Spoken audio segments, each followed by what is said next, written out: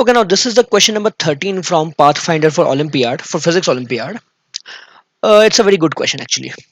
A half cylinder of radius r and length l much greater than r is formed by cutting a cylindrical pipe made of an insulating material along a plane containing its axis.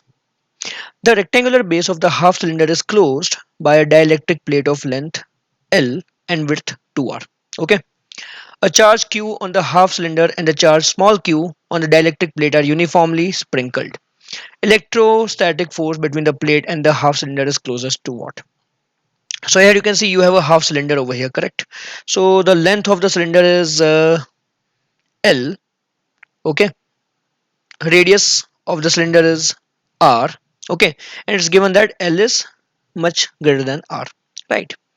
Now the cylinder has charge capital Q. The cylinder has charge capital Q, and the flat, here we have flat plate over here, and this plate is having a charge small q. This is what is given. Okay, so we have to find the electrostatic force between the cylinder and the plate. So there are multiple steps involved to find the solution to this question. You can pause this video, try to solve this question for a day or two yourself. Okay, or maybe take a hint from the video and then again try it. So first of all, I'll give you a hint. Okay, the trick, the easy way to solve this question is by finding the like flux for this rectangular plate. Flux due to the cylinder passing through this rectangular plate. Okay, so when you find the flux multiplied by the charge density over here should give you the force between them. Okay, so you can try that. Fine. So let's continue. There are first we need to understand one simple thing. Let's take a full cylinder.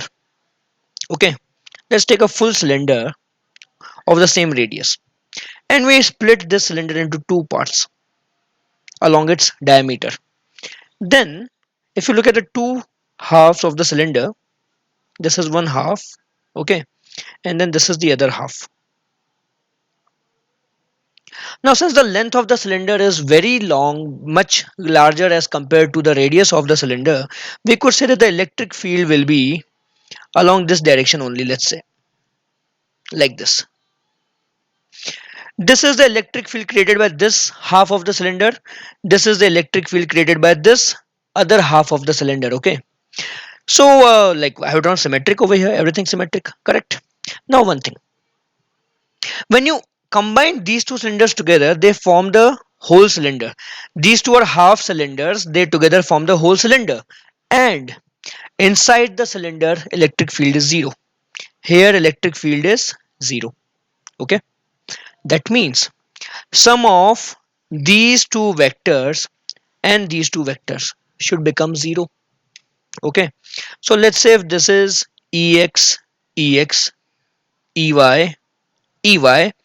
So along horizontal net force should be zero, net field should be zero. So these two ex are in opposite direction. So they obviously cancel each other. Ex minus ex equal to zero. So along x-axis, field is cancelled out. What about y-axis? In y-axis, both are in same direction.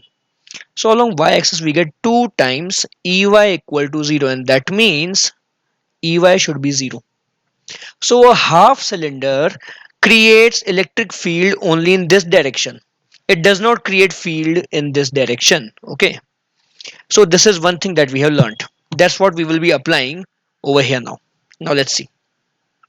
So let's take them again. So let's go to our question now. Okay. So this is your half cylinder having charge capital Q, and this is the plate having charge small q. Okay. Now the half cylinder is creating electric field in this direction. Okay, clear? If I look at the plate, if I look at the plate separately, just the plate. Okay, wait, this is the plate. Okay, and I take a thin strip from the plate.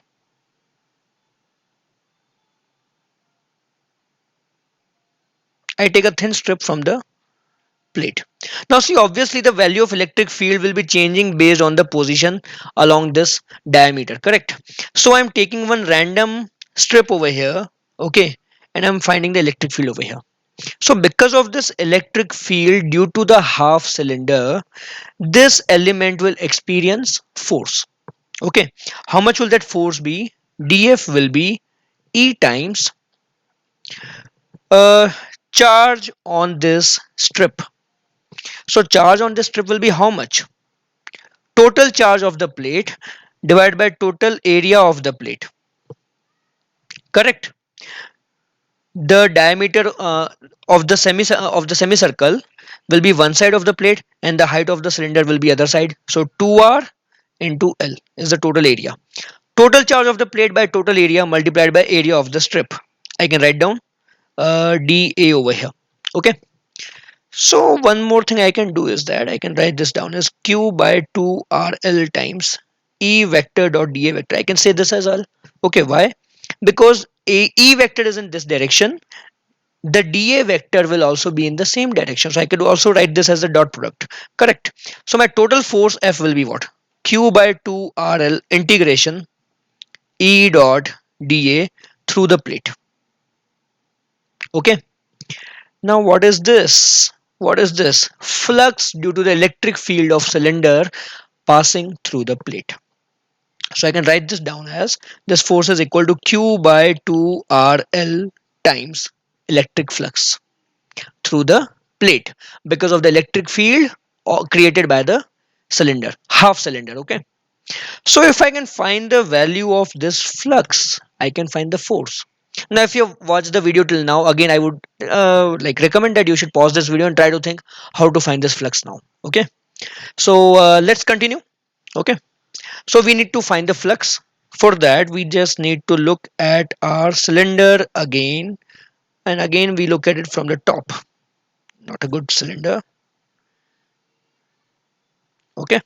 So this is my semicircular cylinder, and this is the diameter. Okay. Now I take a very tiny element from the cylinder. I take a very tiny element from the cylinder. Total half cylinder has charge capital Q. Total half cylinder has charge capital Q. So this element has charge dq. Okay. Now if I can find the flux due to this dq through this rectangular plate, my problem is solved. Okay, then I can integrate. Again, I give you one more hint. Again, you could pause the video and try yourself. Okay. So finding the flux will be very easy. If I know the solid angle subtended by the plate, by the rectangular plate at this charge, I can get some idea about the flux. So for that,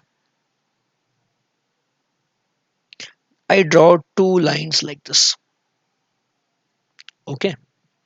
Now, since this is a diameter of a circle, this is a triangle inside a semicircle. So this angle will be 90 degrees. Okay. The total flux radiated by this charge dq in all directions will be total flux of dq is equal to dq by epsilon naught in all the four directions. In all the radial directions, total flux emitted is this much.